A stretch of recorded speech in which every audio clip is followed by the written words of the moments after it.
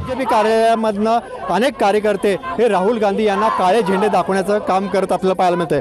मोठ्या प्रमाणामध्ये हे कार्यकर्ते आहेत आणि यांनी काही वेळापूर्वी या बीजेपी कार्यालयातून ते थेट जे राहुल गांधी जाणारा हा मुख्य रस्ता आहे या मार्गावरून ते येण्याचा त्यांनी प्रयत्न केला आणि या ठिकाणी आता ते ठिय्या मारून थांबलेले आहेत। सध्या कोल्हापूरमधल्या राहुल गांधी यांच्या दौऱ्यावेळी बीजेपी कार्यकर्ते मात्र आक्रमक झाल्याचं पाहायला मिळतंय।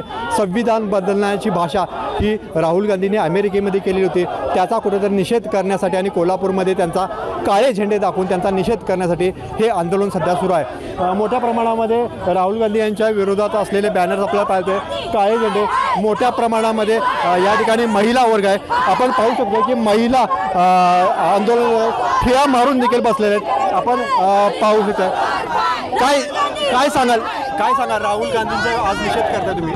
राहुल गांधींनी एकीकडे तर लोकसभेच्या ह्याच्यामध्ये संविधान बचावचं ढोंग केलं आणि त्याच दुसऱ्या क्षणी भारताच्या बाहेर जाऊन संविधानाचा अपमान केला, भारत मातेचा अपमान केला, आरक्षण रद्द करू असं त्यांनी वक्तव्य केलं। सातत्यानं राहुल गांधी हे देशविरोधी वक्तव्य करत असतात, त्यामुळे आम्ही त्यांचा निषेध करत आहोत। आज लोकशाहीच्या मार्गाने भारतीय जनता पार्टीचे पदाधिकारी आम्ही निषेध करायला निघालेले असताना पोलीस प्रशासनाने बळाचा वापर करून आम्हाला इथंच अडवण्याचा प्रयत्न केला, त्यांचा देखील आम्ही निषेध करतो आणि इथं ठिय्या आंदोलन करतो।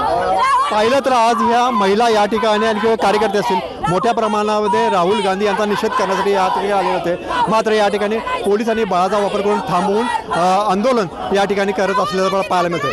दीपक सूर्यवंशी, कोल्हापूर, मुंबई तक।